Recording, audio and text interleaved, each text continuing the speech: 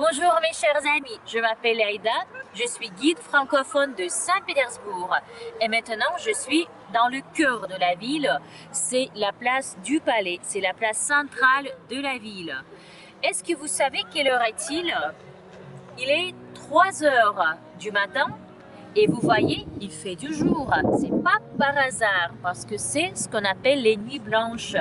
Il fait du jour tout le temps. La nuit ne tombe jamais. Les nuits blanches commencent à la fin du mois de mai jusqu'au mois de juin, jusqu'au début de juillet même. C'est une période absolument spéciale et magnifique. Et c'est une cinquième saison de l'année pour notre ville. Cette saison des nuits blanches attire beaucoup de touristes, tout le monde qui viennent voir ce phénomène des nuits blanches parce qu'on peut le voir pas partout. Et évidemment qu'on est très heureux de vous montrer ces nuits blanches. C'est pour ça que je suis là au centre-ville, sur la place du Palais à 3 heures du matin. Je ne dors pas, je suis là pour vous montrer la beauté de la ville pendant cette période. Malheureusement, à cause de ce virus Covid-19, les frontières de tous les pays sont toujours fermées, et y compris la Russie. Et malheureusement, tous mes touristes n'ont pas pu venir. Et voilà, c'est vraiment dommage. Je suis désolée. Mais je suis sûre que tout ira mieux, qu'on va ouvrir les frontières, qu'on va gagner cette bataille contre ce virus et que vous viendrez évidemment ici pour découvrir la beauté de cette ville magnifique et surtout pendant les nuits blanches.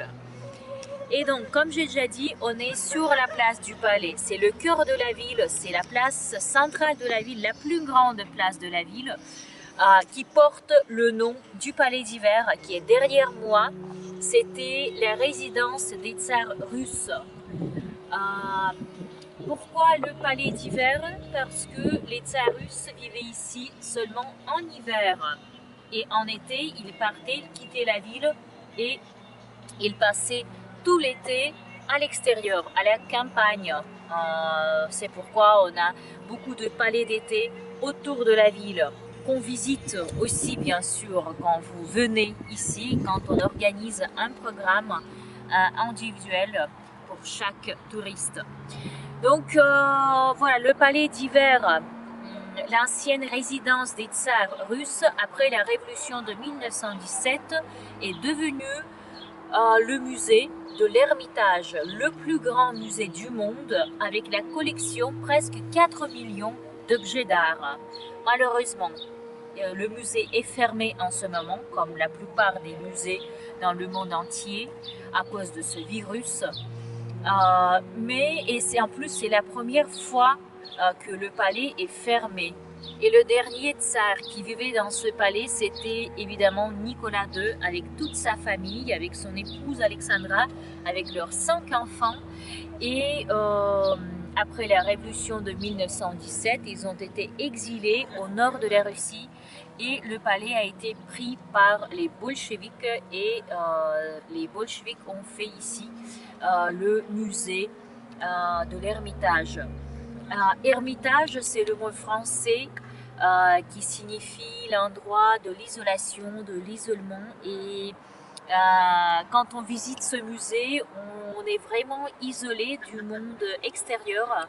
On se plonge dans la beauté des salles. Il y a des salles d'apparat, il y a il y a des appartements privés, il y a des salles d'exposition avec une marqueterie magnifique, avec la décoration vraiment sublime.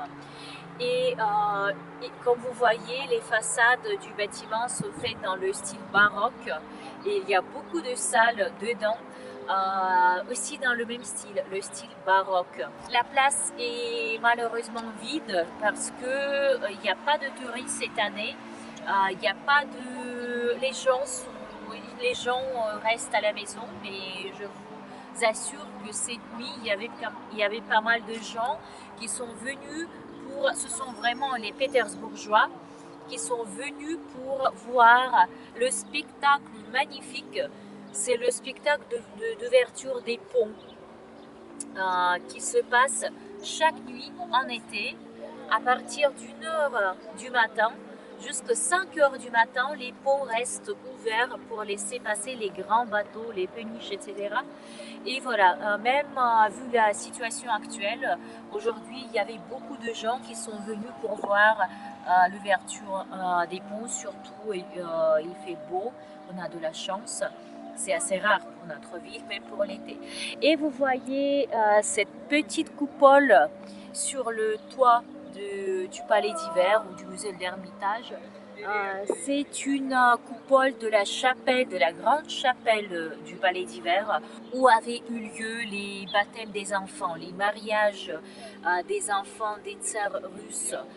Et c'est une chapelle créée par Rastrelli, comme tout le palais, dans le style baroque, avec l'intérieur sublime, hallucinante, qui est recouvert d'or. Ça vaut le coup de voir.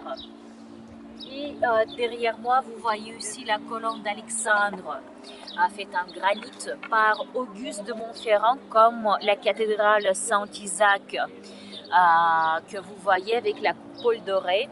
C'était l'architecte français qui a gagné le concours et qui est venu ici pour construire cette cathédrale. C'est la plus grande cathédrale orthodoxe en Russie et troisième au monde, après la cathédrale Saint-Pierre à Rome et Saint-Paul à Londres. Auguste de Montferrand avait érigé cette colonne d'Alexandre avec un ange au sommet qui tient le croix et qui protège notre ville. Pourquoi la colonne porte le nom d'Alexandre? C'est Alexandre Ier, notre ancien tsar russe, qui avait gagné la guerre contre Napoléon. Et cette grande colonne symbolise cette grande victoire d'Alexandre Ier contre Napoléon. Et vous voyez aussi ce bâtiment jaune, ce qu'on appelle le bâtiment d'état-major, avec la décoration de l'arc, avec les chevaux. Ça, c'est la char de la victoire, qui symbolise aussi la victoire de la Russie contre la France. Et ça, c'est la partie gauche de ce palais, appartient à l'Ermitage. Et maintenant, quand on visite le palais, quand on visite le musée de l'Ermitage, on visite les 4 bâtiments, on visite les 5 bâtiments. C'est le Palais d'Hiver, le petit Ermitage, le grand Ermitage, le nouvel Ermitage. On visite aussi l'état-major. Dans ce bâtiment se trouve la collection des impressionnistes français. C'est une grande collection, très riche, et on est vraiment fiers d'avoir cette collection. Il y a tous les peintres connus, Claude Monet, Édouard Manet. Il y a une grande collection des toiles d'Henri Matisse, et fameuse toile de Matisse, La Danse, elle est là. Derrière moi, vous voyez aussi la flèche de l'Amirauté. L'Amirauté, c'est le premier chantier naval de la ville qui a été fondé par Pierre le Grand, comme notre ville. On est obligé à ce grand homme de la création de notre ville. Et en plus, le 9 juin, c'est l'anniversaire de Pierre le Grand. Et le 27 mai, c'était l'anniversaire de notre ville. Le 27 mai 1703, cette ville a été fondée par Pierre le Grand, Pierre Ier. Et l'Amirauté, c'est le bâtiment où à l'époque on construisait les bateaux et on lançait dans l'eau de la Neva, parce qu'ici, de l'autre côté du Palais d'Hiver se trouve le fleuve de la Neva, un des 4 grands fleuves du pays, de notre pays. Et au sommet de cette flèche dorée, il y a une petite caravelle dorée qui symbolise le premier bateau construit sur ce chantier naval. Il a été construit bien sûr par Pierre le Grand lui-même. Maintenant, on continue la tradition et on continue la construction des bateaux, mais un peu à l'extérieur de la ville. Et l'Amirauté est devenue l'école navale, et malheureusement on ne peut pas la visiter. Et voilà mes chers amis, sur internet vous pouvez trouver mon site aida.guide. Vous pouvez me trouver aussi sur Facebook, sur Instagram, je suis partout. Et je vous invite à venir ici, après bien sûr l'ouverture des frontières. Je vais vous créer un programme parfait pour que vous puissiez découvrir notre belle ville, notre ville magnifique qui attire les touristes de tout le monde. Et on a 5 millions d'habitants et tous les ans on a 5 millions de touristes. Donc évidemment que ça vaut le coup de voir cette ville. C'est une capitale culturelle de la Russie et c'est une des plus belles villes du monde.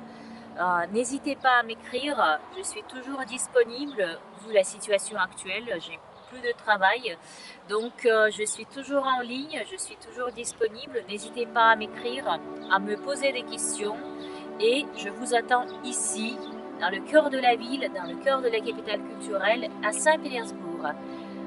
C'était Aïda, votre guide francophone à Saint-Pétersbourg, qui était avec vous. Prenez soin de vous, restez chez vous et à bientôt à Saint-Pétersbourg. Bisous, au revoir.